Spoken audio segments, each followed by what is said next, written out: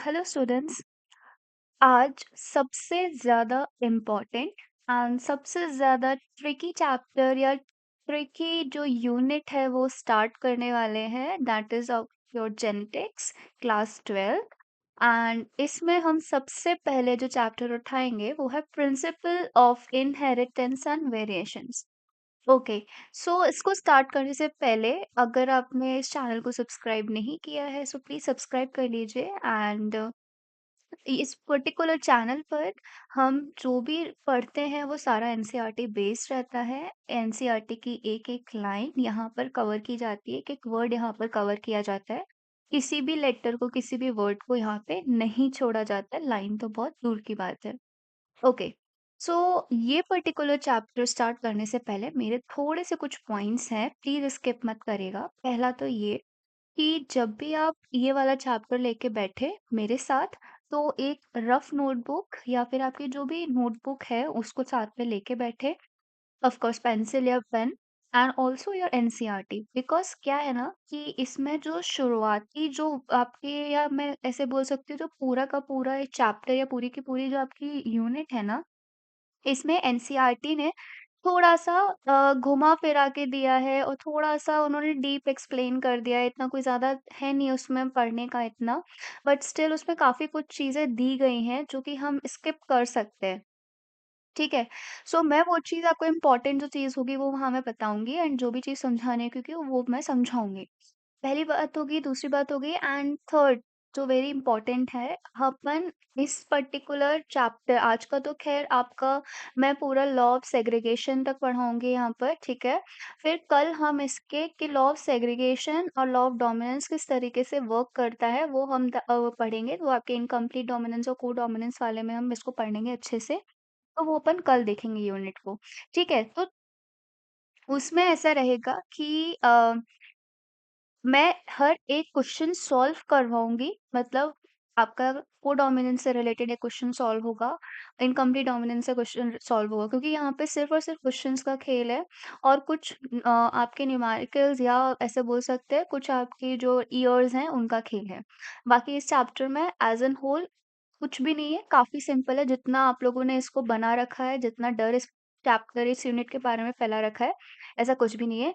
मेरा काम है यहाँ पर आपके इस चैप्टर को ईज़ बनाने का, ठीक है? सो बहुत टाइम वेस्ट कर लिया मैंने आपका, बट स्टिल ज़रूरी था। ओके, सो स्टार्ट करते हैं बिना किसी देरी के। So we are going to start with the simple introduction. तो जो आपका इंट्रोडक्टरी पार्ट है स्टार्टिंग में, वो क्या बताता है?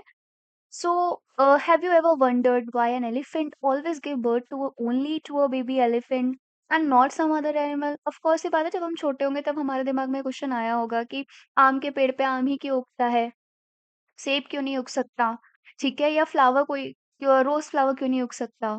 So, given that they do, are the offsprings identical to their parents? क्यों मतलब हमारे जो ऑफस्प्रिंग्स होते हैं वो पेरेंट्स से इतने आइडेंटिकल होते हैं, मतलब इनके, ठीक है, मतलब उनका हुलिया, नाक, कान, आँख, ये सब ऐसे सेम रहता है, मैंगो का शेप प्रॉपर वैसा का वैसा रहता है, क्यों ऐसा चीज़ होता है? और do they show differences in some of their characteristics?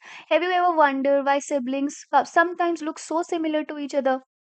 अब जैसे कुछ आपके ट्विन्स होते हैं, ठीक है? वो एकदम से सेम होते हैं। जैसे तुम लोगों ने वो चिंकी-मिंकी काफ़ी फ़ेमस है, उनको देखा होगा, तो वो अगर एक जैसे कपड़े पहन लें, आप पहचान नहीं सकते कौन है, ठीक है? सो बहुत सिमिलर दिखते हैं कई बार तो, और समटाइम्स इवन सो डिफरेंट, और कभी-कभी वही ट्विन्स जो है, वही सिबलिंग्स जो हैं, वो काफ़ी अलग भी दिखते हैं। These are several related questions are dealt with scientifically in a branch of biology known as genetics. Something which deals with your genes, something which deals with your DNA. ठीक है? This subject deals with the inheritance as well as the variations of the character from the parent to the offsprings. Inheritance का मतलब of course हम किसी चीज को inherit कर रहे हैं, मतलब किसी चीज को अपने पेरेंट्स से, अपने जो पुरानी जनरेशन है उनसे अडैप्ट कर रहे हैं, ठीक है?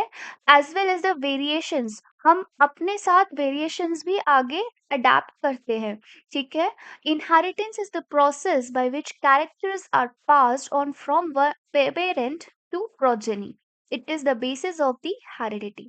ठीक है? सो यहाँ पे हमें इनहेरिटेंस की डेफिनेशन भी मिल गई कि इनहेरिटेंस क्या है। डन। सो इनहेरिटेंस एक प्रोसेस है जिसमें हम कैरेक्टर्स जो होते हैं वो अपने पेरेंट्स से अपने पास लेकर आते हैं, या सिंपली बोले तो characters which pass on from their parents to their progeny. ठीक। Now, variation is the degree by which progeny differ from their parents. अब वेरिएशन क्या होता है? हम अपने पेरेंट्स से कितना अलग दिखते हैं, क्योंकि जैसे कि मैंने आपको जब मियोसिस पढ़ाया था तब वहां पे बहुत अच्छी तरीके से समझाया था कि किस तरीके से हमारे अंदर वेरिएशंस क्रिएट किए जाते हैं। ठीक है? किस तरीके से हमारे अंदर क्रॉस हो जाती है। ठीक है? इस तरीके से मैंने पूरे आपको एक-एक चीज़ बताई थी। अगर आप लोगों ने वो वीडियो नहीं देखी है, तो वो जाके एक बार देख लेना। ठीक है? सो किस तरीके से हमारे जीन्स इधर-उधर हो जाते हैं, हमें वो जीन्स मिलते हैं। सो ये उसको वेरिएशंस ही बोलते हैं। ठीक है? So human new from early as 8,000 to 10,000 BC that one of the cause of variation was hidden in the sexual reproduction। अब सेक्सुअल रिप्रोडक्शन में क्या होता है? फर्स्ट सी बात है, गेमीज किससे बनते हैं?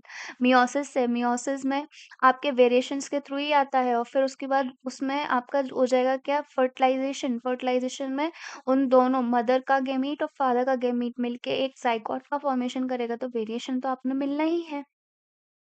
They exploited a variation that were naturally present in the wild population of the plants and animals to selectively breed and select for the organism that possess desirable character।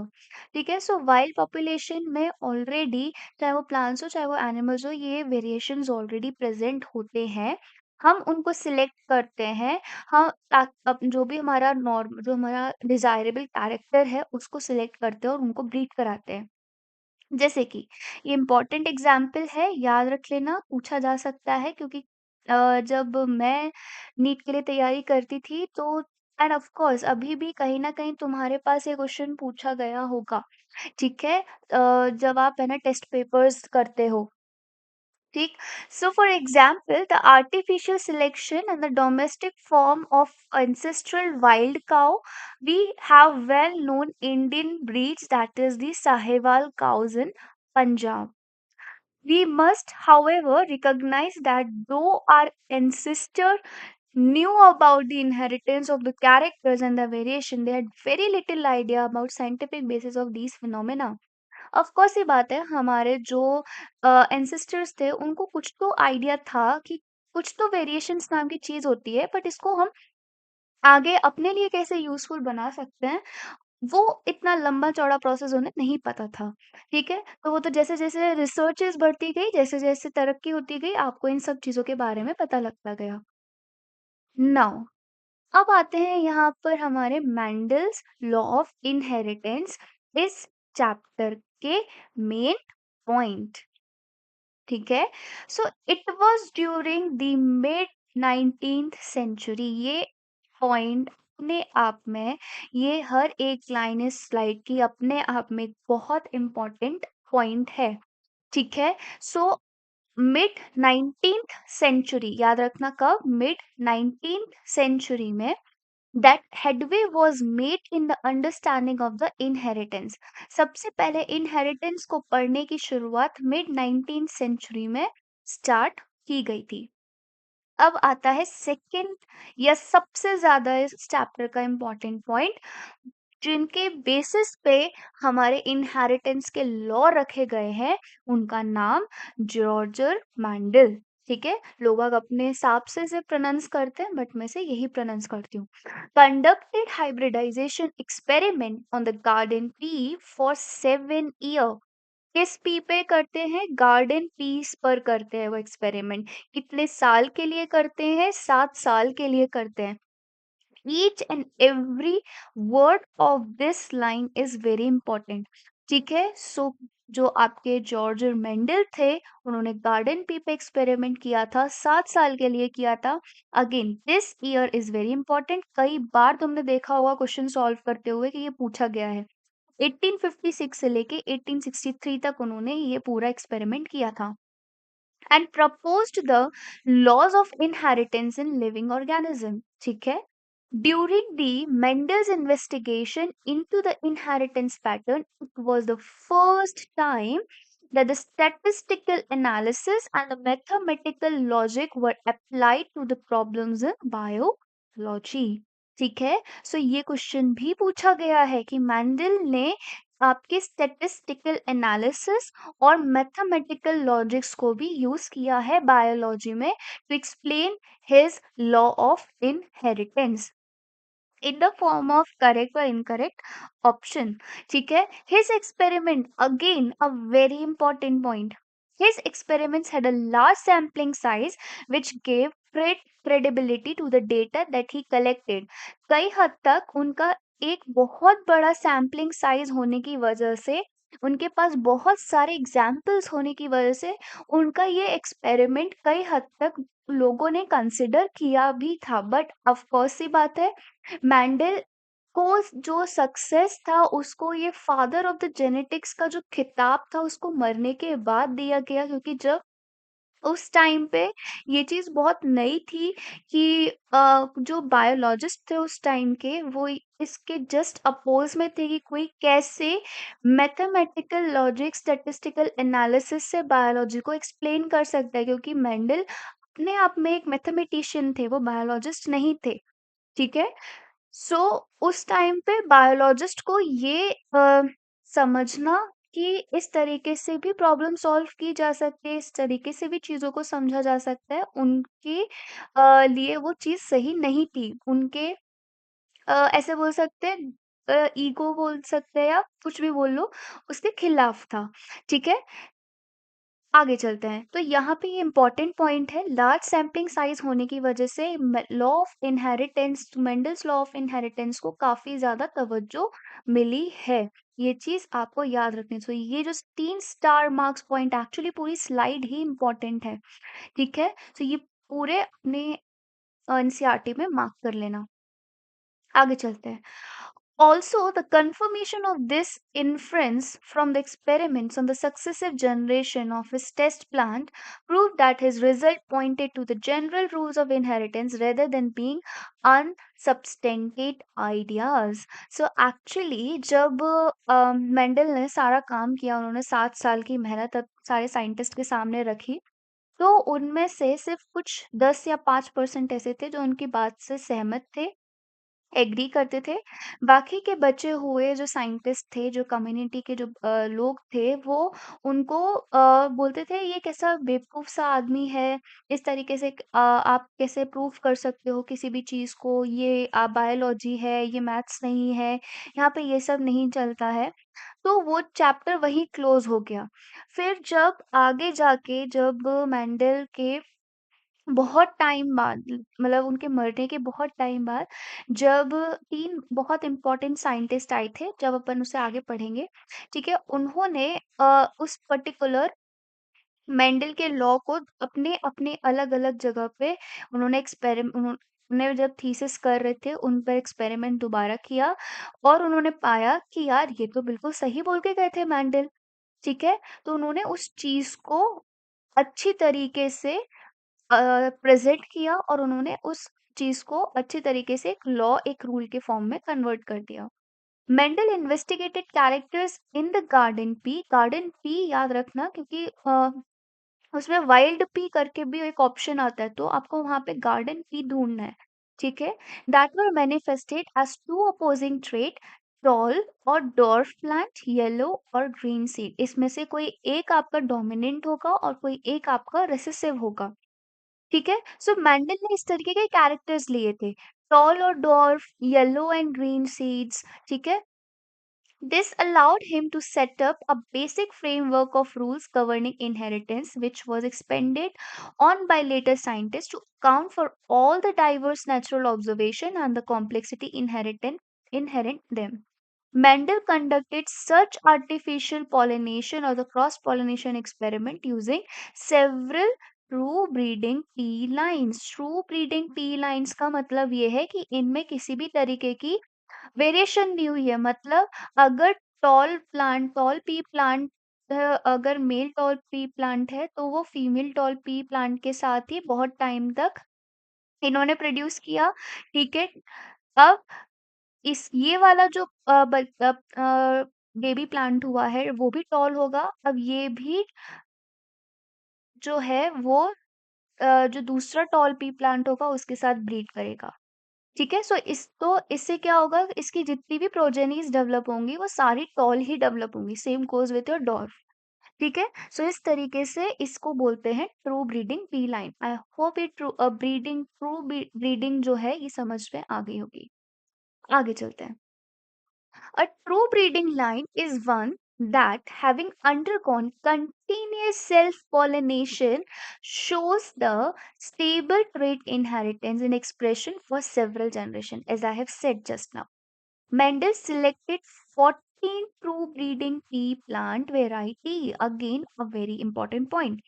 Mendel ने 14 ऐसी breeding P plant निकाली थी जो कि अपने आपस में ही काफी जनरेशन तक कंटिन्यूअसली सेल्फ पॉलिनेट कर रही थी as a pair which were similar except for one character with contrasting traits. Now एक होता है कैरेक्टर, ठीक है, और एक है ट्रेट। ठीक। अब कैरेक्टर क्या है? Character could be your height. ठीक है? हाइट का कैरेक्टर क्या है? कलर कैसा है? Seed of the colour, seed of your flower. ठीक है? फिर उसके बाद सीड का शेप कैसा है? शेप ऑफ द सीड, ये पता चल जाएगा। ट्रेट वहीं पे इसके दो अलग अलग फीचर है। हाइट जो है वो आपकी टॉल भी हो सकती थी, हाइट जो है वो आपकी डॉर्फ भी हो सकती है। कलर येलो भी हो सकता है, कलर ग्रीन भी हो सकता है। ठीक है? वहीं पे फ्लावर का कलर देखें तो व्हाइट भी हो सकता है, पर्पल भी हो सकता है। शेप देखें तो सीड का शेप वहीं पे आपका रिंकल्ड भी हो सकता है, ठीक है? और वहीं पे उसका शेप राउंड भी हो सकता है। ठीक है? तो दीज आर योर ट्रेट्स। ठीक, जो उसकी वेराइटी है कि हाइट लंबी भी हो सकती है, छोटी भी हो सकती है, इस तरीके से। So some of the contrasting traits selected were smooth or wrinkled, yellow or green seeds, inflated or constricted green, yellow pods, and tall or dwarf plants। ये तो कुछ है। अब यहाँ देखो, ये पूरे 7 कैरेक्टर्स हैं विद देयर 14 ट्रेट्स।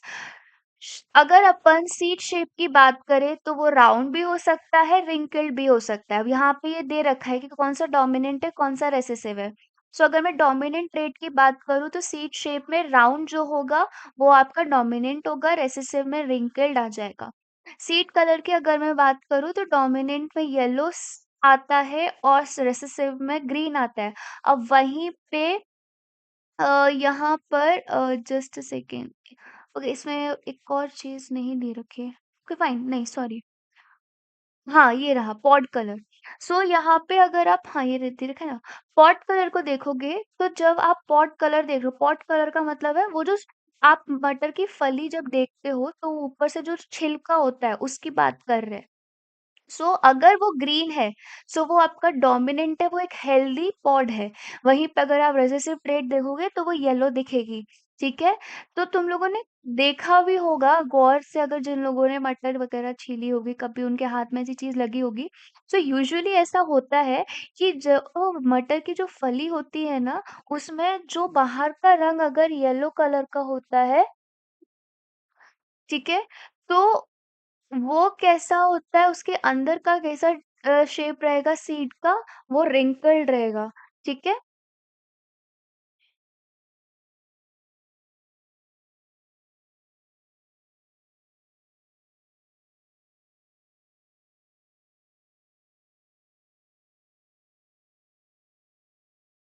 अब वहीं पे मैं फ्लावर कलर की बात करूँ तो वो वायलेट होगा डोमिनेंट, और उसमें रेसेसिव होगा white colour. Pot shape full length होगी और एक होती है कंस्ट्रक्टेड। तुमने वो भी मटर की फली होगी जिसमें इस तरीके से पूरा कंस्ट्रक्टेड दिखती है मटर की फली, इस तरीके से, है ना? तो वो रेसेसिव ट्रेट में आती है। थोड़ा इमेजिन करोगे अपने आप चीजें क्लियर होंगी। फ्लावर की पोजीशन एक्सियल अगर है तो डोमिनेंट, अगर टर्मिनल है तो रेसेसिव। ऑफ कोर्स ही बात है, टॉल है तो डोमिनेंट, डॉर्फ है तो रिसेसिव। तो ये पूरा जो फिगर है ना, ये अपने आप में बहुत इंपॉर्टेंस रखता है। ठीक है, अब अपन आगे चलते हैं। Inheritance of one gene. अब यहाँ पे बहुत सिंपल है, बट स्टिल समझने में दिक्कत आ जाती है। ठीक है, so let us take the example of one such hybridization experiment carried out by the Mendel, where he crossed tall and dwarf pea plant to study inheritance of one gene. तो अगर मैं इनहेरिटेंस ऑफ वन जीन की बात कर रही हूँ, तो इसका मतलब ये है कि मैं यहाँ पर सिर्फ और सिर्फ एक समय में एक ही कैरेक्टर को कंसिडर करूंगी। One time, one character, one gene. ठीक है, तो इनहेरिटेंस ऑफ वन जीन का मतलब ही यही है कि मैं यहाँ पर सिर्फ और सिर्फ एक कैरेक्टर को कंसिडर करके पूरा चार्ट ड्रॉ करूंगी और उसी के बेसिस पे मैं लॉ यूज करूंगी, उसी के बेसिस पे मैं लॉ डिराइव करूंगी। सो अगर जैसे मैंने यहाँ पर लिया, एक कैरेक्टर की बात कर रहे हैं, तो वो आपकी हाइट भी हो सकती है, वो आपका सीड का कलर भी हो सकता है, वो सीड का शेप भी हो सकता है, वो फ्लावर कलर भी हो सकता है। ठीक है, वो फ्लावर की पोजीशन भी हो सकती है। ठीक, वो कुछ भी हो सकता है। सो मेंडल ने एक्चुअली क्या किया था कि उन्होंने सबसे पहले, अगर इनहेरिटेंस ऑफ वन जीन को दे पढ़ा, तो उन्होंने सबसे पहले सोचा कि सबसे सिंपल रहेगा कि मैं हाइट को ही क्रॉस कर देता हूँ। हाइट का कैरेक्टर लेता हूँ, उसमें टॉल वाले को डॉर्फ वाले के साथ क्रॉस करता हूँ। So let me add one slide over here, just ताकि क्लियरली तुम लोगों को समझ में आ जाए। ओके, सो अगर मैं यहाँ बात करूँ इनहेरिटेंस ऑफ वन जीन की, ठीक है, सो एक्चुअल में क्या हुआ कि मेंडल ने एक ट्रू ब्रीडिंग टॉल प्लांट लिया। ओके, ठीक है, और उसके बाद एक उसने लिया डॉर्फ प्लांट। ठीक है, ट्रू ब्रीडिंग डॉर्फ प्लांट। अब उसके बाद अगर मैं बात करूं इसके क्रॉस कराने की, तो यहाँ पर जब क्रॉस होता है, तो ये टी इसके साथ मिलके एक ही इस तरीके का आपका फॉर्मेशन करेगा। अभी रुको, मैं सब समझाती हूँ यहाँ पे कि एक्चुअल में मैं क्या कर रही हूँ, कहाँ से क्या हो रहा है, एक ही बार क्यों लिख रही हूँ, सब बताती हूँ। So this is your parental generation, this is your F1 generation, which is also known as filial one generation. अब मैं क्या करूंगी, इसी को ही सेल्फ पॉलिनेट करा दूंगी या सेल्फ ब्रीड करा दूंगी। ठीक है, सेल्फ ब्रीडिंग करा दूंगी इधर। अब मुझे क्या मिलेगा कि ये वाला जो प्लांट होगा, जिसमें ये वाला जीनोटाइप होगा, वो आपस में ही सेल्फ ब्रीड कर लेगा। ठीक है, मतलब ये एक फ्लावर है, ये एक प्लांट है, ऐसे समझ लो।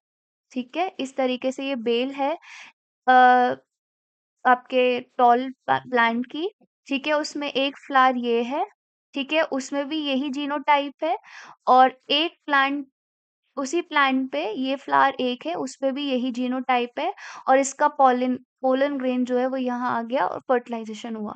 ठीक है, अब सेल्फ ब्रीडिंग के बाद मुझे कुछ इस तरीके के कॉम्बिनेशन देखने को मिलेंगे, तो अब मैं वो यहाँ ड्रॉ कर रही हूँ। सो गौर से देखना, एक हम लेंगे फीमेल पेरेंट और एक हम लेंगे मेल पेरेंट। ठीक है, ये मैं क्या बना रही हूँ, ये मैं प्यूनिट स्क्वायर बना रही हूँ। ठीक है, जिसको किसने दिया था, रिजनाल्ड सी प्यूनिट ने दिया था। ठीक, यहाँ हम लिखेंगे मेल और यहाँ फीमेल। ठीक है, अब जब गेमीट्स आपके रिलीज होते हैं, तो उसमें दो अलग अलग, जैसे कि अगर मैं बात करूं, अगर मैं स्पर्म के फॉर्म में तुम्हें समझाती हूँ। ठीक है, तो हमें पता है कि एक सेल से चार स्पर्म डिराइव्ड होते हैं। ठीक है? सेम यहाँ पर भी वही चीज़ होगी, ठीक है? ऐसे देखो कि आपके एक स्पर्म में या तो एक्स होगा, या तो वाई होगा, या तो एक्स होगा, या तो वाई होगा, ठीक है? अब बस ये याद रखना है कि पोलन ग्रेन में इस तरीके से, इसके पोलन ग्रेन में कुछ इस तरीके से होगा कि या तो उसमें एक कैपिटल टी होगा, या तो उसमें स्मॉल टी होगा, या तो उसमें एक कैपिटल टी होगा, या तो उसमें एक स्मॉल टी होगा, ठीक है? आई होप ये चीज़ समझ में आ रही होगी। बहुत सिंपल वे में समझा रही हूँ मैं बिल्कुल भी कॉम्प्लिकेट नहीं कर रही हूँ, बिकॉज़ मुझे पता है यहाँ पे चीज़ें थोड़ी-सी डिस्टर्ब हो जाती हैं। ठीक है? तो हमने गैमीट का जब फॉर्मेशन किया तो उसमें से एक गैमीट में हमारे पास आया कैपिटल टी और एक गैमीट में आया हमारे पास स्मॉल टी। डन। अब हमारे पास 2 कैपिटल टी आ रहे थे तो उससे बेटर है कि हमने एक बार में एक ही लिख लिया। 2 कैपिटल स्मॉल टी आ रहे थे तो हमने एक ही कंसिडर कर लिया, बात बराबर है। Same goes with your female one. तो यहाँ पर भी कैपिटल टी और स्मॉल टी। अब अगर ये वाला कैपिटल टी वाला गैमीट जो है इस कैपिटल टी वाले मेल गैमीट के साथ फ्यूज़ कर जाए, तो जो ज़ाइगोट का फॉर्मेशन होगा उसके अंदर कैपिटल टी के जीन्स आ जाएँगे, ठीक है? ट्रेट आ जाएगा। ठीक, अगर कैपिटल टी फीमेल गैमेट के साथ small t male gamete fertilize करता है, तो मेरे पास ये वाला ज़ाइगोट का फॉर्मेशन आएगा, ज़ाइगोट का जीनोटाइप ये होगा, ठीक है? सेम गोज़ विथ हेयर, इसी तरीके से यहाँ पर भी जीनोटाइप ज़ाइगोट के ये बन जाएँगे। तो ये वाली जो जनरेशन आएगी, this is your female 2 generation, F2 generation. तो अब अगर मैं यहाँ पे रिज़ल्ट लिखूँगी capital T, capital T, capital T, small T, capital T, small T, small T, small T. तो यहाँ पे अगर आप देखोगे तो टॉल कितने मिल रहे हैं? टॉल कितने मिल रहे हैं? टॉल मिल रहे हैं आपको 3, क्योंकि जो डोमिनेंट होता है वही सिर्फ अपने आप को एक्सप्रेस कर पाता है। रिसेसिव वाला अपने आप को एक्सप्रेस नहीं कर सकता। ठीक है? तो ये चीज़ आपको ध्यान रखनी है, ठीक? सो यहाँ पर डोमिनेंट दोनों हैं, दोनों ही आपके जो अलील्स हैं, वो आपके कैसे हैं? वो डोमिनेंट हैं, तो ये टॉल होगा, ठीक है? ये भी टॉल होगा।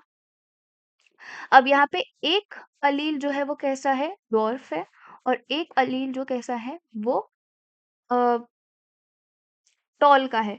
तो यहाँ पे लेकिन डोमिनेंस कौन-सा है? कैपिटल टी का, तो ये कैसा होगा? ये भी टॉल। फिनोटाइप कैसा दिखेगा इसका? टॉल का दिखेगा। सेम हेयर, फिनोटाइप कैसा दिखेगा? टॉल का दिखेगा। लेकिन यहाँ पे दोनों ही आपके कैसे हैं? स्मॉल टी पे हैं। दैट इज़ यहाँ पे रिसेसिव कैरेक्टर शो हो रहा है, ट्रेट शो हो रहा है। तो यहाँ पे जो प्लांट फिनोटिपिकली दिखने वाला है, वो कैसे दिखेगा? वो शॉर्ट हाइट का दिखेगा या फिर डॉर्फ दिखेगा। तो 3 डॉर्फ और ए शॉर्ट या डॉर्फ, ठीक है? सो ये कितने हो गए? 1। सो यहाँ कितना हो गया? 3:1 का रेशियो आ गया, ठीक है? और अगर मैं जीनोटाइप पूछूं, और अगर मैं जीनोटाइप, ये तो हो गई किसकी बात? ये हो गई फिनोटाइप की, फिनोटिपिकली कैसे दिखेंगे। वहीं पे अगर मैं जीनोटिपिकली बात करूं, तो यहाँ पे हमारे पास एक जीनोटाइप ये रहा, दो एक जैसे जीनोटाइप रहे और एक ये अलग रहा। सो 1:2:1 का रेशियो आ गया। सो इनहेरिटेंस ऑफ वन जीन का आपका हमेशा 1:2:1 जीनोटाइप आएगा और फिनोटाइप जो होगा वो 3:1 आएगा। तो ये चीज़ आपको याद रखनी है। बहुत सिंपल है। मैंने बहुत ही सिंपल वे में आपको समझाने की कोशिश करी है। आई होप समझ में आया होगा, एंड इन केस अगर नहीं आता है तो प्लीज़ कमेंट बॉक्स में मत रोकना अपने आप को कि मुझे ये डाउट है। अदरवाइज़ मैं अपने डाउट्स के लिए एक लिंक शेयर कर लूँगी। वहाँ पर तुम्हें जो डाउट हो वहाँ पूछ सकते हो। ठीक है? ओके। सो आई होप ये चीज़ समझ में आई होगी। अभी तक मैंने जितना समझाया वही चीज़ यहाँ लिखी है। He collected the seeds produced as a result of this cross and grew them to generate plant of the first hybrid generation. ठीक है? This generation is called the filial one progeny or the F1 progeny, जहाँ लिखा था मैंने बताया था आपको। Mendel observed that all F1 progenies plants were tall like one of his parent none were dwarf. तो यहाँ पे जितने भी प्लांट प्रोड्यूस होंगे इस पर्टिकुलर ब्रीडिंग से, वो सारे के सारे टॉल होंगे। क्यों? क्योंकि इसमें एक अलील कैसा है, कैपिटल टी है, जो कि डोमिनेंस ची शो करता है स्मॉल टी के खिलाफ। ठीक है, सो ये डोमिनेंट है, तो ये अपनी डोमिनेंसी दिखाएगा। तो ये इसका पावर ज्यादा है, तो ये इसके पावर को ओवरकम कर लेगा और टॉल फिनोटाइप दिखाएगा। ठीक है। He made similar observation for the other pairs of the trait. उन्होंने सेम, जैसे अपन ने यहाँ पे हाइट के लिए किया, उन्होंने फ्लावर कलर के लिए भी किया, उन्होंने सीड शेप के लिए किया, सीड कलर के लिए भी किया। He found that F1 always resemble either one of the parent। उन्होंने ये देखा कि भाई F1 अगर मैं देखूं तो ये फिनोटिपिकली उस पेरेंट के साथ रिजेंबल कर रहा है जो डोमिनेंट ट्रेट है। ठीक है। तो यहाँ पे अगर मैं F1 की बात करूँ तो वो फिनोटिपिकली उस पेरेंट के साथ सिमिलर या रिजेम्बलेंस दिखा रहा था, जो कि ऑलरेडी अपने आप में डोमिनेंट ट्रेट कैरी कर रहा था। ठीक है। Now similar results were obtained with the other trait that he studied. Only one of the parental trait were expressed. सिर्फ F1 में सिर्फ एक ही पेरेंटल ट्रेट एक्सप्रेस्ड हो रहा था, जो कि डोमिनेंट था in the F1 generation, while at the F2 stage both the trait were expressed in the proportion 3:1. So the contrasting trait did not show any blending at either F1 or F2 stage. सो वापस से जब अपन F2 stage देख रहे हैं, तो हमें वापस से हमारा जो एक पेरेंटल, जो हमने स्टार्टिंग में जो डॉर्फ वाला या जो रेसेसिव वाला जो ट्रेट वाला पेरेंट का जीन लिया था, फिनोटाइप वाला लिया था, वो हमें यहाँ रिकवर होता हुआ दिख रहा है। ठीक है। Now, Mendel then self-pollinated the F1 plant and to his surprise found that in the F2 generation or filial to generation, some of the offsprings were dwarf. जैसे कि मैंने आपको बताया, the character was not seen in the F1 generation. F1 generation में सारे capital T small T वाले थे और जीनोटिपिकली ये शो कर रहे थे, फिनोटिपिकली सारे प्लांट टॉल थे। लेकिन वहीं पे जब अपन F2 की बात करें तो वहां पे 3 टॉल प्लांट थे और एक डॉर्फ प्लांट था। मतलब जो हमने इनिशियल पेरेंटल जनरेशन में से एक जनरेशन के साथ ही रिजेंबल कर रहा था यहाँ पर, तो यहाँ पर हमें वापस से रिकवरी हो गई उस पेरेंटल जनरेशन की, जो कि F1 जनरेशन में नहीं दिख रही थी। The proportion of the plant that were dwarf वर 1/4, ठीक है, of the F2 plant, while 3/4 of the F2 plant were toll. ये मैं बता चुकी हूँ कि चार में से चार में से 3 प्लांट कैसे हैं, F2 में टॉल थे। ठीक है, 3:1 का रेशियो था ना, और वहीं पे जो 1 था वो डॉर्फ था। ठीक है, 1/4 जो है वो डॉर्फ था। The tall and the dwarf traits were identical to their parental type and did not show any blending. That is, all the offsprings were either tall or dwarf, none of them in between the height. मतलब या तो वो toll होंगे या तो वो short होंगे, या तो सबकी प्लांट की हाइट, तीन ये प्लांट थे जो टॉल थे, सबकी हाइट 6 फीट होगी और ये इस एक की हाइट उस पेरेंट के बराबर होगी जो हमने इनिशियल में पेरेंटल जनरेशन में ली थी। कोई ऐसे ही नहीं होगी, या ऐसे देख सकते हैं कि इसमें जो हाइट है या तो सबकी 6 होगी या तो सब एक जो हमारा आ रहा है उसकी ये सपोज करो 1 फीट होगी। ठीक है। इसके बीच में आपको कोई भी प्लांट नहीं दिखेगा कि कोई 5 फीट का या 4 फीट का या 3 फीट का प्लांट नहीं दिखेगा, या तो 6 या तो 1। ठीक है। Based on these observations, Mendel proposed that something was being stably passed down unchanged from parent to offspring through the gametes over successive generation. He called these things as factor, जिसे हम आज के टाइम पे jeans के नाम से जानते हैं। सो उन्होंने ये बोला है कुछ तो चीज है जो पेरेंटल जनरेशन से F2 जनरेशन तक ट्रांसफर हुई है और बिना किसी उसमें चेंजेस आए। ठीक है। क्योंकि जो पेरेंटल जनरेशन में ट्रेट था वो सेम ट्रेट आपको F2 जनरेशन में देखने को मिल रहा है, जिसका नाम उन्होंने फैक्टर दिया था, बट आज के टाइम पे हम उसे जीन्स के नाम से जानते हैं। अब ये भी इम्पोर्टेंट लाइन है, genes therefore are the unit of inheritance.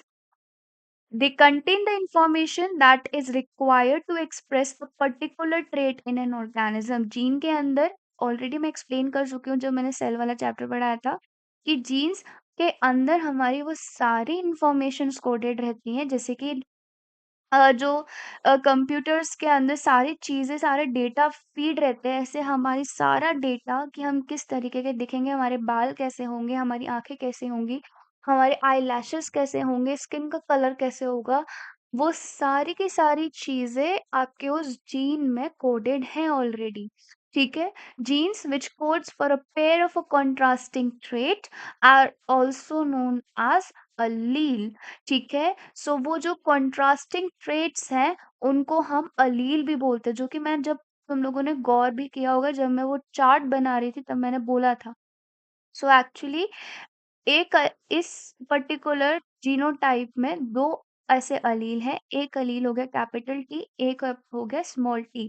तो ये कंट्रास्टिंग ट्रेट्स हैं, ठीक है? ये दोनों अलग-अलग ट्रेट्स हैं बट ये इनको हम अलील्स भी बोलते हैं। They slightly different form of the same gene, एक ही जीन के 2 पहलू, ठीक है? एक ही कैरेक्टर के 2 पहलू, एक बड़ा, एक छोटा, ठीक है? Now As Mendel found phenotype of the F1 heterozygote, अब heterozygote और homozygote का मतलब समझ लो। heterozygote का मतलब होता है कि 2 डिफरेंट अलील एक साथ आ रहे हैं, तो हम बोलेंगे heterozygote है। hetero का मतलब ही डिफरेंट होता है और homozygote मतलब 2 सिमिलर टाइप ऑफ अलील एक साथ आ रहे हो, whether it could be your capital T or it could be your small t. Be exactly like that capital T parent is appearance. He proposed that in a pair of a dissimilar factors, one dominant the other and hence is called the dominant factor while the other factor is recessive. So इसमें इस particular heterozygote के case में जब आप देखोगे कि इसमें ये वाला जो कैपिटल टी वाला अलील है वो इसकी पावर को ओवरकम कर लेता है, इस वजह से इस अलील को क्या बोलेंगे कि डोमिनेंट अलील है, ठीक है?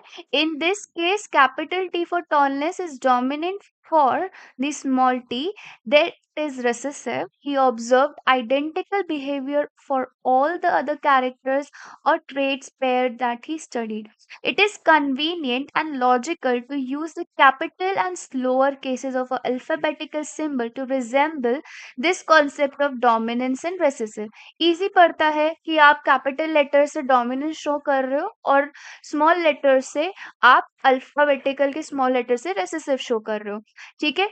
Do not use the capital T for the tall and small D for the dwarf, इससे कंफ्यूजन नहीं होगा because you will find it difficult resemble remember whether the capital T and the small d are the alleles of the same gene, क्योंकि हम same gene के 2 पहलू दिखा रहे हैं, सेम कैरेक्टर के 2 पहलू दिखा रहे हैं, तो हमारे लिए बहुत डिफिकल्ट हो जाएगा कि यार हम सोचेंगे यार डी का फिर मतलब क्या है, ठीक है? तो इस वजह से alleles can be similar as in case of the homozygote, जैसे कि मैंने आपको बता दिया capital T capital T small T, और can be dissimilar as in the case of the heterozygote, that is the capital T and small t.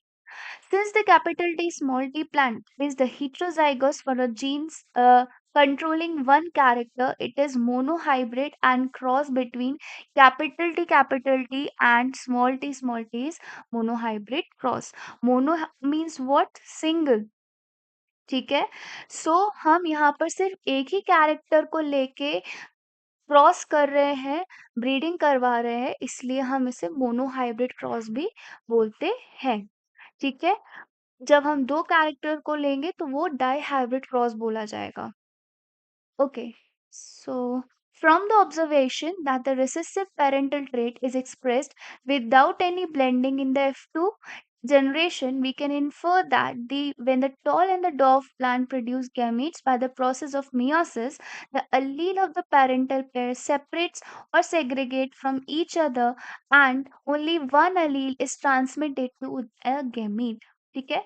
So actually में जो recessive parental trait था वो आपको F2 में दिखा बिना किसी ब्लेंडिंग के, ठीक है? सो इसका मतलब ये है कि जीन्स जो हैं बिना किसी ब्लेंडिंग, बिना किसी वेरिएशन के एक जनरेशन से दूसरी जनरेशन पास ऑन होते हैं।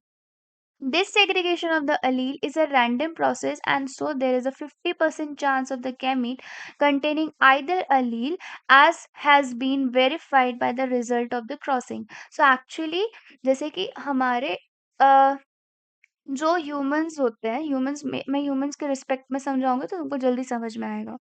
जैसे जो हमारे ह्यूमन मेल होते हैं, उनके अंदर दो सेक्स क्रोमोसोम्स होते हैं, एक एक्स और एक वाई, ठीक है?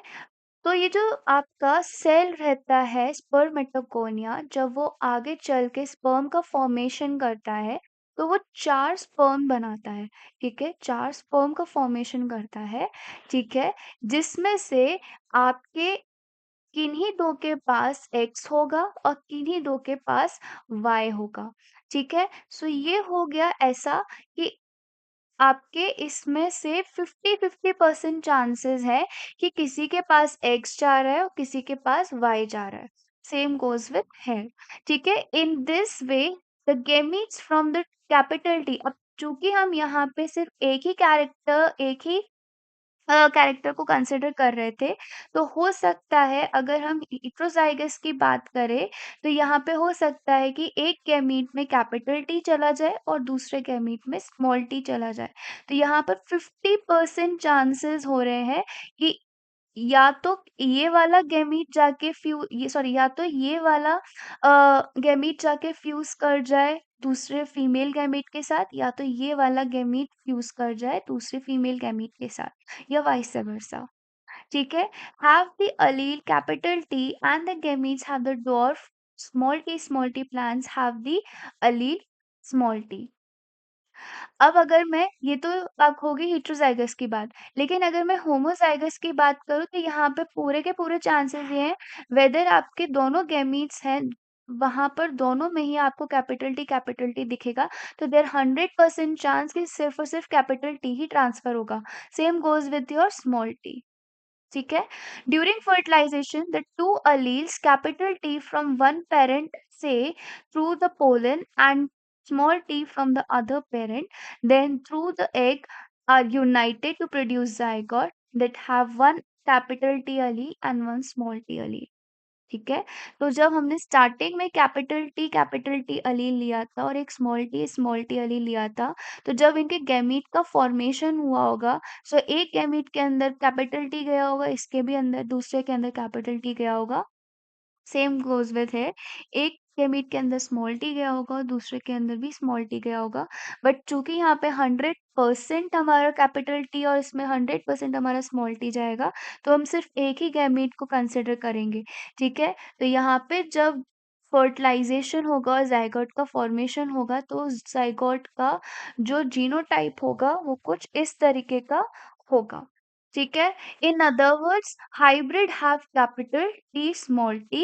Since these hybrids contain allele which expresses contrasting traits, the plants are heterozygous. तो अब इस जो प्लांट आएगा वो heterozygous होगा, ठीक है? The production of the gamete by the parent, the formation of the zygote, the F1 and F2 plants can be understood from the diagram that is called Punnett square. जैसे कि मैंने आपको बताया, it was developed by a British geneticist Reginald C Punnett, ठीक है? सो ये British geneticist थे जिन्होंने जिनका नाम रेजिनाल्ड सी प्यूनेट था, जिन्होंने प्यूनेट स्क्वायर डेवलप किया था ताकि हम इस पूरी जेनेटिक्स को आसानी से पढ़ सकें। The Punnett square shows that the parental capital T and the dwarf small t, that is female plant जो उन्होंने consider किया था, the gamete produced by them and the F1T progeny. The F1 plant of the genotype capital T small t are self pollinated. मैं यहाँ पे दोबारा draw नहीं कर रही हूँ, वही सारी चीज़ जो मैं पिछले समझा कर आई हूँ वही सब लिखा हुआ है. The symbol and percentage are used to denote the uh, female and the male pollens of the F1 progeny respectively. और यहाँ पे ये थोड़ा मुझे लगता है कॉपी करने में थोड़ी गड़बड़ हुई है, आप प्लीज़ एक बार उधर देख लीजिएगा, ठीक है? द F1 प्रोजेनी बेसिकली वो यहाँ पे यही बात कर रहे होंगे, दिस एंड दिस। तो ये वाला जो साइन है ये फीमेल्स के लिए होता है, एंड ये वाला जो साइन होता है ये मेल्स के लिए होता है। ठीक है? Now the F1 plant of a genotype capital T small t when self-pollinated produce gametes of the genotype capital T and small t is equal proportion. When fertilization take place, the pollen grains of the genotype capital T have a 50% chance of pollinate egg of the genotype capital T as well as of the genotype small t.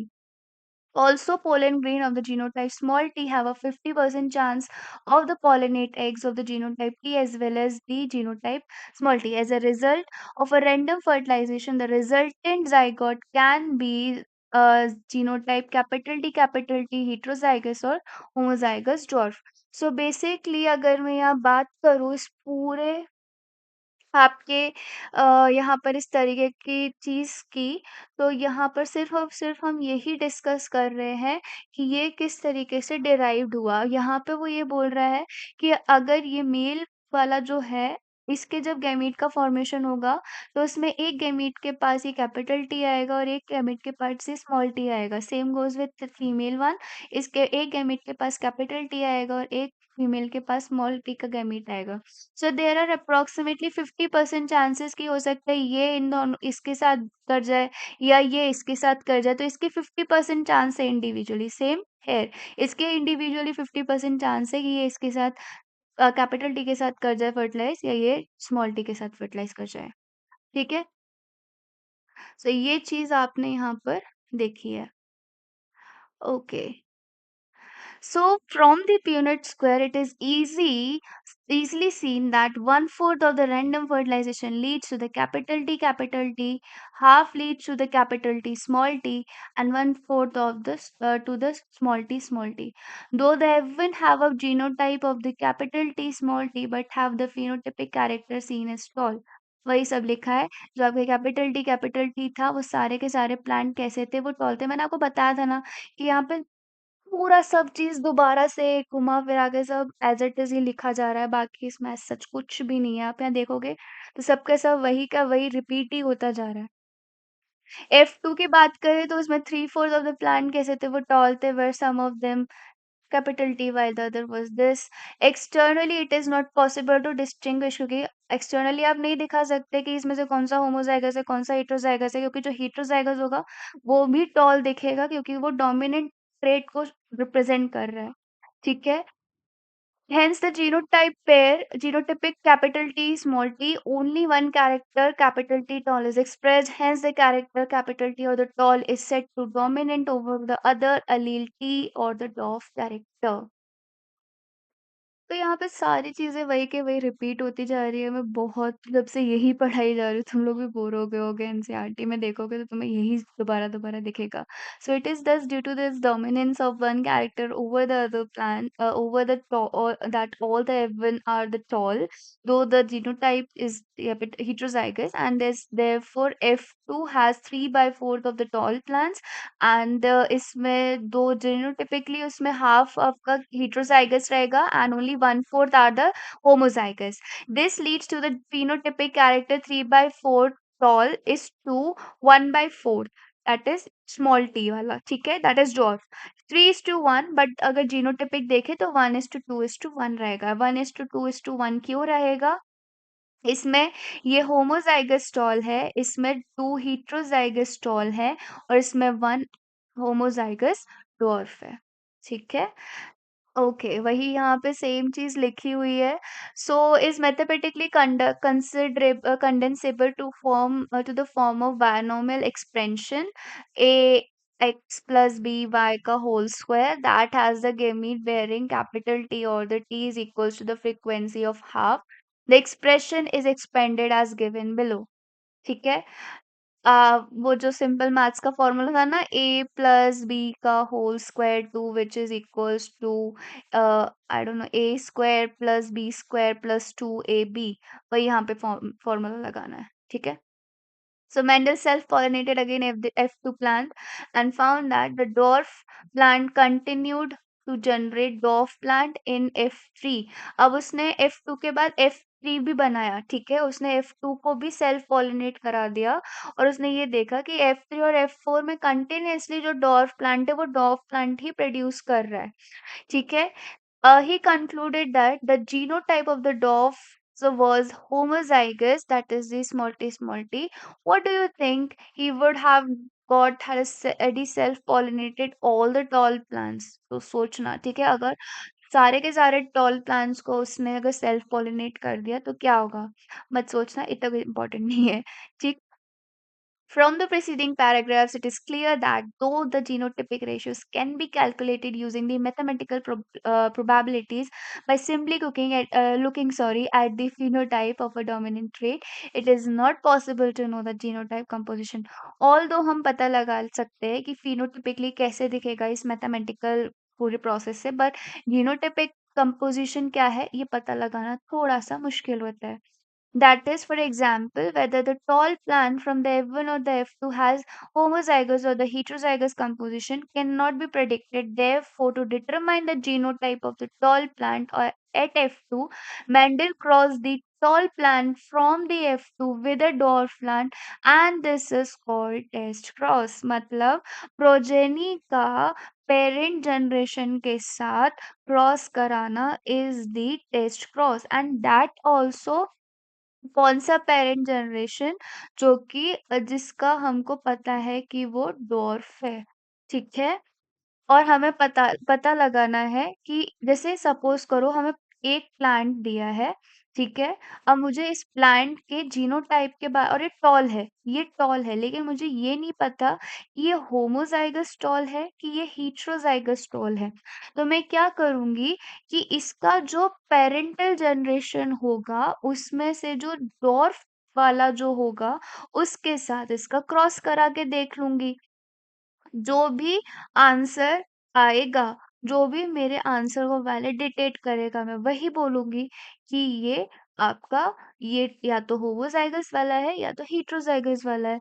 So in a typical test cross an organism showing a dominant phenotype is crossed with the recessive parent instead of self crossing. या हम self cross नहीं करते, जो भी recessive parent है उसके साथ cross कर देते हैं। So the progenies of such cross can easily be analyzed to predict the genotype of the test organism. ठीक है? So हम मुझे पता चल जाएगा कि क्या ये होमोजाइगस है या heterozygous stall है. Shows the results of the typical test. अब यहाँ पे एनसीईआरटी में अगर आप देखोगे तो वहाँ पे जो वॉयलेट कलर फ्लावर और वाइट कलर फ्लावर के बीच में उन्होंने टेस्ट क्रॉस कराया है, ठीक है? सो वहाँ पूरा चार्ट दे रखा है। अगर मैं उसको बनाऊँ तो कुछ इस तरीके से दिखेगा। Just a second. यहाँ पर भी एक नई स्लाइड ऐड कर लेते हैं सो दैट समझ में आए तुमको। Okay, wait for a while. Just hold on. Okay. So अगर मैं टेस्ट क्रॉस कराना चाहती हूँ और मुझे पता लगाना है कि ये प्लांट जो है अब वॉयलेट पहले ये देख लो जो वॉयलेट कलर होता है फ्लावर का वो आपका डोमिनेंट का होता है तो मैं उसके लिए कंसिडर करूंगी कैपिटल डब्ल्यू, ठीक है? और जो वाइट कलर होता है वो फ्लावर का रिसेसिव होता है तो उसके लिए मैं करूंगी कि ये स्मॉल डब्ल्यू है। अब मुझे पता लगाना है क्या ये होमोजाइगस वॉयलेट है या हेटेरोजाइगस वॉयलेट है, ठीक है? तो मैं क्या करूंगी, मैं इस प्लांट को उस पेरेंटल जनरेशन के साथ क्रॉस कराऊंगी जिसका कलर वाइट है या फिर मैं उसके साथ क्रॉस कराऊंगी जिसका जीनो मतलब ऑब्वियस सी बात है रेसेसिव कैरेक्टर रेसेसिव ट्रेट किसका रहेगा जो वाइट फ्लावर कंटेन करेगा तो उसका जीनोटाइप कौन सा रहेगा स्मॉल डब्ल्यू स्मॉल डब्ल्यू। अब मैं करा रही हूँ क्रॉस, ठीक है? सो अगर मैं इस तरीके से क्रॉस कराऊंगी ये बना इस तरीके का। सो यहाँ पे कैपिटल डब्ल्यू एक आ जाएगा कैपिटल डब्ल्यू और ये आ जाएगा जस्ट सेकंड यहाँ स्मॉल डब्ल्यू लिखना था wait a second. Okay here is my small डब्ल्यू ठीक है? अब यहाँ क्या देख रहे हो आप कि प्रोजेनीज कैसी बन रही है? Capital W small W, capital W small W, capital W small W, capital W small डब्ल्यू। ठीक है? वहीं पे अगर ये इस तरीके का प्रोजेनी मुझे दे रहा, अगर ये होमोजाइगस या अगर ये हेटेरोजाइगस होता, ठीक है? सो कैपिटल डब्ल्यू स्मॉल, अरे just a second. Okay, capital W small W and small W. तो यहाँ capital W small W small W small W, capital W small W small W small W.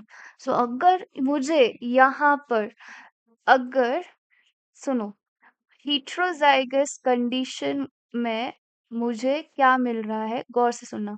Heterozygous condition में मुझे parental generation वाला वापस से genotype मिल रहा है, dwarf मिल रहा है, जो कि मैंने पेरेंटल जनरेशन का था। ठीक है? वहीं पे अगर मैं होमोजाइगस की बात करूं तो वहां मुझे सारे वॉयलेट कलर के मिल रहे हैं। तो इससे मुझे ये क्लेरिफाई हो गया, अगर ये सपोज करो ये फ्लावर वॉयलेट कलर का था, ठीक है, ये फ्लावर वॉयलेट कलर का था, और मुझे यहाँ पर इसके साथ जब मैंने ब्रीड कराया, इसके पेरेंटल जनरेशन के साथ इसको ब्रीड कराया, तो मुझे जो जनरेशन, जो सेकंड जनरेशन जो मिली, वो सारी वॉयलेट मिली। तो इसका मतलब ये है कि ये होमोजाइगस कंडीशन में है, वॉयलेट कलर। अगर मुझे इस कंडीशन में, अगर जब मैंने हेटेरोजाइगस कंडीशन में क्रॉस कराया, किसके साथ, पेरेंटल ड्वार्फ पेरेंट के साथ क्रॉस कराया, तो मुझे उसमें उस पेरेंट की जीनोटाइप या ट्रेट वापस से मिलता है, तो मैं उसको बोलूंगी कि ये जो था ये आपका हेटेरोजाइगस था। ठीक है? सो आई होप ये चीज समझ में आई होगी। मैंने बहुत ही सिंपल वे में, बहुत ही एकदम ही क्रिस्टल क्लियर तरीके से समझाया है। सो अगर अच्छा लगा हो तो कमेंट सेक्शन में थम्स अप भेजना। Okay, moving towards the next slide, that is the inheritance of the one gene में ही हम अब लॉ ऑफ डोमिनेंस और लॉ ऑफ सेग्रीगेशन के बारे में पढ़ेंगे, जिसके एप्लीकेशन अपन कल देखने वाले हैं। So based on his observation on the monohybrid cross, Mendel proposed two general rules. उन्होंने इनहेरिटेंस ऑफ वन जीन या मोनोहाइब्रिड के बेसिस पे उन्होंने दो रूल्स निकाले, एक लॉ ऑफ सेग्रीगेशन और एक लॉ ऑफ डोमिनेंस। ठीक है? जिनको हम प्रिंसिपल लॉ ऑफ इनहेरिटेंस भी बोलते हैं। तो लॉ ऑफ डोमिनेंस क्या बोलता है? Characters are controlled by the discrete unit called factors. Character कौन कंट्रोल करता है? फैक्टर्स, जिनको हम आज जीन्स के नाम से जानते हैं। Factors occur in pair. हमेशा फैक्टर कैसे अकर होते हैं? पेयर में होते हैं। In a dissimilar pair of factor, one member of the pair dominant and the other is recessive. ठीक है? The law of dominance is used to explain the expression of only one of the parental character. Heterozygous condition में सिर्फ और सिर्फ एक ही factor अपने आप को एक्सप्रेस कर पाता है मोनोहाइब्रिड क्रॉस में, and the expression of both in F2. F1 generation में सिर्फ एक ही एक्सप्रेस कर पाता है, लेकिन अगर मैं F2 तक जाऊंगी तो मुझे डॉर्फ वाला भी एक्सप्रेस करता हुआ दिखेगा। It also explain proportion 3:1 obtained at the F2. हमने देखा था वहां पे कैपिटल टी स्मॉल टी वाले जब क्रॉस करके F1 जनरेशन बनाया तो सारे के सारे टॉल आ रहे थे। फिर इन्होंने जब सेल्फ ब्रीड किया तो उसमें कुछ इस तरीके का कंडीशन आ रही थी, जिसमें अपन ने ये बोला था कि ये तीनों टॉल हैं और ये एक डॉर्फ है। तो ये 3:1 की कंडीशन यहाँ सेटिस्फाई हो रही हो, क्यों हो रही है? ये लॉ ऑफ डोमिनेंस हमें बताता है। ठीक है? आई होप ये चीज समझ में आ गई होगी। अब लॉ ऑफ सेग्रीगेशन क्या है? This law is based on the fact that the allele do not show any blending. किसी भी तरीके की ब्लेंडिंग शो नहीं करते हैं अलील। ठीक है? मतलब अगर जो हमने स्टार्टिंग में डॉर्फ पेरेंटल जनरेशन ली थी, वही सेम हमें F2 में भी मिल रही है एज इट इज, किसी भी तरीके की ब्लेंडिंग के बिना। ठीक है? So, and that of the characters are recovered as such in F2 generation, though one of this is not seen in the F1 stage. Although हमें F1 stage में ये वाली जो जीनोटाइप थी वो मिसिंग थी, बट स्टिल जब हमने F2 जनरेशन देखा तो वहाँ पे हमें ये जनरेशन मिल गई। Though the parent contained two alleles during gamete formation, the factors or the allele of a pair segregate from each other such that the gamete receive only one of the two factor. So, although gametes के दौरान या ऐसे बोले कि although parents के पास 2 अलील present रहते हैं, but still जब गैमीट का फ़ॉर्मेशन होता है, तो हमारे कुछ इस तरीके से ये सेग्रीगेट होते हैं कि 2 अलील में से सिर्फ़ एक ही अलील एक गैमीट के पास जाता है, एक फैक्टर का। ठीक है? One, of course, a homozygous parent produce all gametes that are similar. अगर कैपिटल T वाला पेरेंट है तो वो सारे gametes कैपिटल T वाला ही प्रोड्यूस करेगा। लेकिन अगर वो heterozygous वाला पेरेंट है तो उसके एक गैमीट में कैपिटल T और एक गैमीट में स्मॉल t रहेगा। तो मतलब यहाँ पे 50% चांसेस हो गए कि 50% चांसेस हो गए कि ये वाला गैमीट जाके फ्यूज कर जाए, या 50% चांसेस हो गए या तो ये वाला गैमीट जाके फ्यूज कर जाए। ठीक है? So heterozygous one produces two kinds of the gamete and each having one allele with equal proportion. So I hope ये पूरा जो अभी तक आज का पढ़ा है लेक्चर वो ईज़िली तुम लोगों को समझ में आया होगा। मोनोहाइब्रिड क्रॉस क्या होता है, कैसे सारी चीज़ें अपने आप को एक्सप्रेस करती हैं, टेस्ट क्रॉस क्या होता है, ये सारी चीज़ें तुमको क्लियर हो गई होंगी। एनसीईआरटी की मैंने एक भी लाइन नहीं छोड़ी है, एक भी वर्ड नहीं छोड़ा है, वो चीज़ तुमने देख ली होगी। हम इसी तरीके से आगे के चैप्टर्स पढ़ने वाले हैं। मतलब ये आगे का चैप्टर इसी तरीके से कंप्लीट करेंगे, एंड साथ ही साथ इस बार मैं क्वेश्चंस भी ऐड करूँगी, क्योंकि ऑफ कोर्स सी बात है इस पर्टिकुलर चैप्टर में जब तक आप क्वेश्चन सॉल्व नहीं करोगे आपको समझ में नहीं आएगा। सो अगर वीडियो अच्छा लगा हो, लास्ट तक देखी हो, तो प्लीज़ प्लीज़ प्लीज़ मेरे चैनल को सब्सक्राइब करना और मेरे वीडियो को लाइक करना। यार तुम लोग सब्सक्राइब करते हो, लाइक करते हो, तो मुझे पढ़ाने में अच्छा लगता है, मुझे मोटिवेशन फील आता है कि यार मेरी जो वीडियोस है तुम्हें पसंद आ रही है। मुझे ऐसा लगता है कि यार कहीं ना कहीं किसी का तो भला हो रहा है मेरी वीडियो से। सो ऐसे ही सपोर्ट करते रहना, and thank you so much for watching till here. Bye bye.